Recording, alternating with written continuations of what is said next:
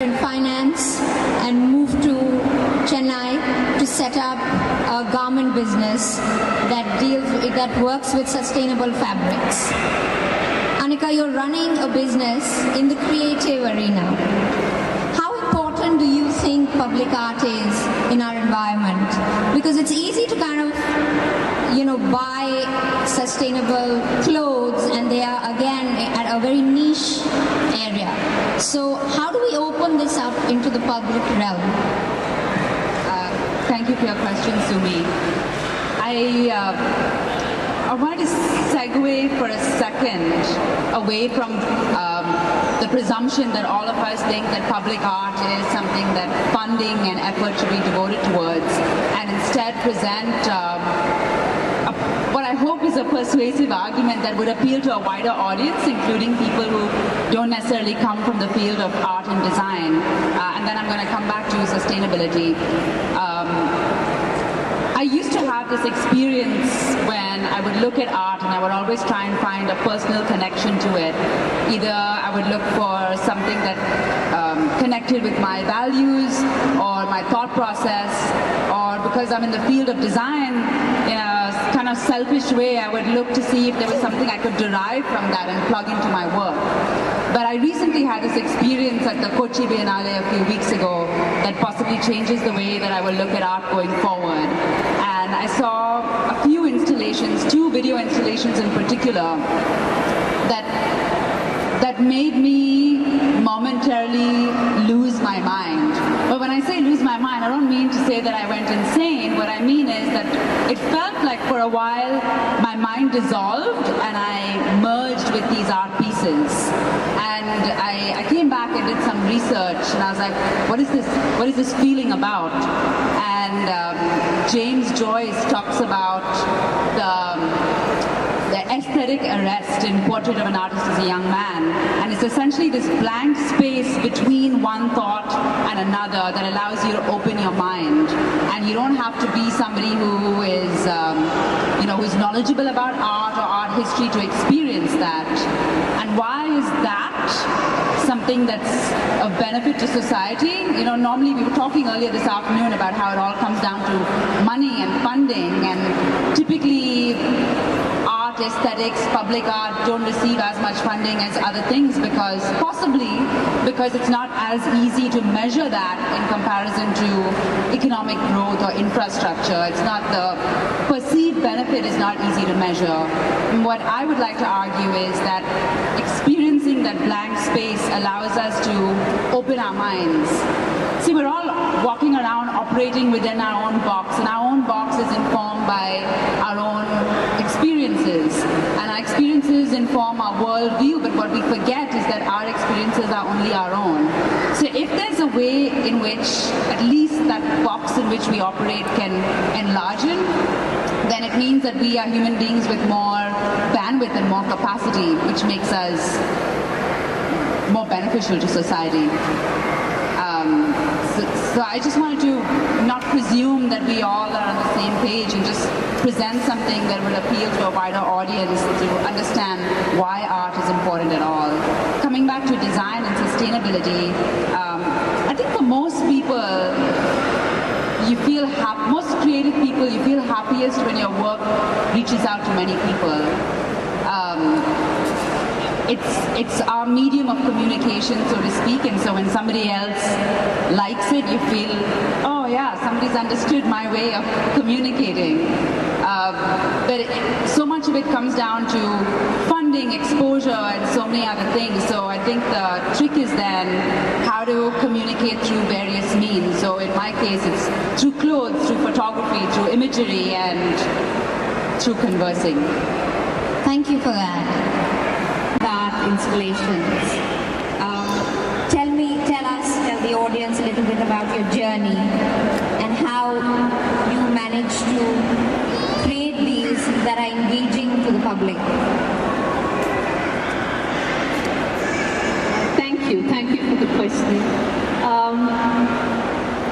I'm an artist who's idealistic in that I believe that art is for everyone, but it's not necessarily the same kind of art for everyone. So it's not an either-or situation. What Chennai needs, what India needs, and what we need is that where you have a plenitude of art, where your child who goes to school is able to doodle and draw, and there's an art teacher teaching him or her, where if you're a collector, there is, a gallery or an artist that you collect, whereas if you're somebody who's scared to go into a gallery, and this is a very real feeling, because galleries are not necessarily inviting places, but does that mean that the only art that can speak has to be in a gallery? I don't think so, and I think that's sort of where public art comes in, where if you don't go to the art comes to you. And for me, it's been that journey. I am a studio artist. I make art and I show this art in galleries and in exhibitions, and it's a very, very important place for me. I find my place in the universe when I make art. It speaks to me directly, and I find it a way to speak to people with it. But there was just this, so it was a logical and organic growth when I felt that there were certain things that could not be done in a gallery. And for example, I did this trash art installation earlier last year. We're already in the new year, which was a column. It was a column done to the river, made of trash that I collected from the Adyar River. And it was such a powerful experience to go with these 40 volunteers to the Adyar River and collect this trash and make the installation. And I think one of the strongest feedbacks I got was when I went to the gym, and the guy who cleans the gym had seen it, and he said, chance ille. It spoke, you allowed the river to speak without needing a language. And I thought, if that could do that for this person, then, the art was engaging in a dialogue that was completed in the mind of the viewer. So I think public art, there is an aesthetic purpose to it, and I'm someone who draws and paints and makes films, and I think aesthetics are incredibly important. You've got to, it's got to grab you visually. But then after that, I think public art is a way to make you think. It's a way to make you think about something in the world, and it's a very, very powerful mechanism, whether it's in a mall or on the beach or in a railway station or even a place like, say, the Kochi Biennale, which is very public. When I showed at the Kochi Biennale, 5 lakh people came to see it. So I think that's sort of as public as we can get in a way. And I think it's been an incredible journey of connecting with people to make public art. So, yes. Thank you for that. Rahul. Introduction to the open air museum. So you see craftspeople, you see tribals working with their craft, and we have 2 galleries for contemporary art. And after I came in 8 years ago, being an artist myself, it was very easy for me to connect with artists and bring in good shows. Induction to you get people all age groups, school children, families, foreigners, all sorts. So I see that reaction to art. Like for instance, we have puppetry in our collection. When they are displayed, kids and others who have just seen puppetry as an entertainment, they get to see how it's made, and they're so fascinated to see it's made with goat skin. So there it all begins. And even here, one of my friends, Haravanan from Pondicherry, he makes huge installations he makes art out of junk and scrap metal. And you see the temple car, the minute I showed Raj, he said, oh, this is beautiful, you should have it. So it's like that. Now I see a lot of youngsters looking at the installations here, just like see at our museum, and they'll be encouraged to do something with whatever is available, the available materials. Parvati did a beautiful installation with the plastic and water bottle. So it just gives people ideas to do something on their own. Everyone wants to be a painter these days because there's so much info on the internet, and the price tags, I think, are very encouraging to some of the youngsters. So they kind of, what is this? And I know sometimes when kids come to the gallery, when they see abstract art with fancy price tags, they're like, wow, what is this? I can do better than this, and those sort of things. So it's all about the visual culture, which is not up to the mark because our school syllabus do not have it. So a public space like this, it'll make them think, and then they go back and they search on it, research on it. So they produce good art out of nothing. It doesn't have to be oil paints and huge canvas. So children and youngsters will be initiated through these kind of initiatives. Thank you. This is a global phenomena that now India is catching up with, where photography is being collected. So in that unique challenge, we decided let's go to the train station. Then we went to the beach, and subsequently, we've become bolder and are trying more ambitious spaces thereafter. So we're taking over historical buildings. We've taken over parks. So really trying to go to places that people also want to experience, and the art and the experience together make something special. For that. Geeta, as someone who curates art in a museum environment, what is... First and foremost, let me thank everybody here. It's been a pleasure walking into the mall this evening. Lovely installations on both sides. And I also hats off to all the artists who've done this. Also thank you, Sumi, and the organizers for having us all on the panel. To answer your question, I think there's some inspiration there itself in what you said, because when I was invited to the Rashtrapati Bhavan, the entire belief of the President of India was to make art, to take art to the public. So you can't take the man to the mountain to the man. And in his own words, he said, I wanted to break down the boundaries of the Rashtrapati Bhavan. But all said and done, the largest collection of art anywhere you can think of in the country is on the Raisina Hill.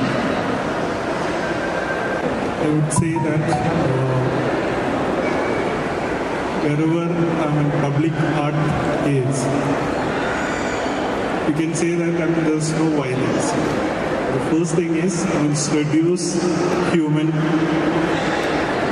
the aggressiveness, or nullify that feel of it's also support and encourage love and betterment of humanity. Also it's create kind of wellness in society. That we need to understand when we talk about the public art. It's also create wonderful spacing. It's also create kind of good relationship with that space. This all are the basic, the aesthetical sense of public art. I've been involved with VR from the beginning. One thing I should say that VR has contributed a new way of presenting public art into the social realm. That we need to really give a big respect to that kind of thing. Because after this the economical thing, India was missing a lot of art activities. Overall, Indian contemporary art was facing a lot of problems. But that's a time, that's a space India has taken. And we have started, promoting public art into a kind of new areas. Earlier, it was like public art means you can see something in the street, something in the government office, in front of government office, or somewhere else, or public. What do you say? Kind of the gardens, places. But VR has really gone through a lot of the proper selection process. process. We are also done a lot of research in these areas where and how we should put that public art into the space where people generally engage with kind of the shopping. When people come to city, they come to a particular purpose of but we're engaging them to public space, understanding them to, or taking them to that conversation, that is little difficult. But when people come to the shopping mall, especially the mall, the space is created to sensitize their aesthetical and the kind of the human feelings. That's a new way of looking at the public art. And for me, it's like, I also do a lot of performance. I feel, last time when we did a performance in the Chandigarh, inaugural day of VR Mall, what I felt is like, kind of, this space which, generally people create. I'm an audience and I'm a performer, which has been nullified or trashed particular performance. I felt that, my audience become part of my performance. And I really thankful to you, especially giving me a chance to speak. Thank you. Parvati. Every time that the VR Art Show brings something very, very special to a public space, the VR Art Car project is right here before us, and as I was mentioning, painted by customers who come in to these shopping centers, to public art. Thank you so much for being here this evening.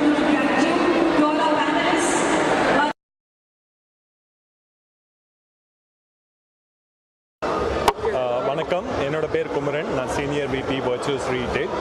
நாங்கள் ஒவ்வொரு வருஷமும் இந்த மாதிரி VR Art Initiative எங்களோட எல்லா shopping சென்டர்லேயும் பண்ணுவோம். 2013 first டைமாக சூரத்தில் Dumas Art Project ஸ்டார்ட் பண்ணோம். அதுக்கப்புறம் 2015 பெங்களூர் Whitefield Art Collective, தென் Punjab Art Initiative. இப்போ ஃபர்ஸ்ட் டைமாக சென்னையில் Madras Art Guild இந்த VR Art Initiative இங்கே சென்னைக்கு ஃபர்ஸ்ட் டைம் கொண்டு வந்திருக்கோம்.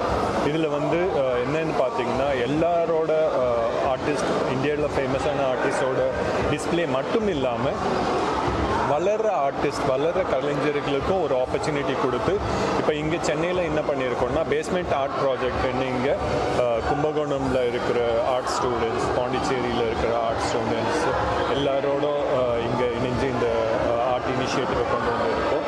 சோழமண்டலம் ஆர்டிஸ்ட்னு இங்கே இருக்காங்க ஈசிஆரில், அவங்களோட சேர்ந்து இதை பண்ணியிருக்கோம். இது ஒவ்வொரு வருஷமும் இது தொடரும். இங்கே கண்டினியூஸாக இங்கே பண்ணியிருக்கோம் சென்னையில். இது ஸ்டார்டிங். இந்த VR ஆர்ட் ப்ராஜெக்ட் 1 மந்த் கண்டினியூஸாக நடக்கும். இது மூலமாக எல்லாரும் மக்கள் பார்க்கலாம், ரசிக்கலாம், அவங்க ஃபோட்டோ எடுத்துக்கலாம். அதோட ஒவ்வொரு ஆப்பர்ச்சுனிட்டி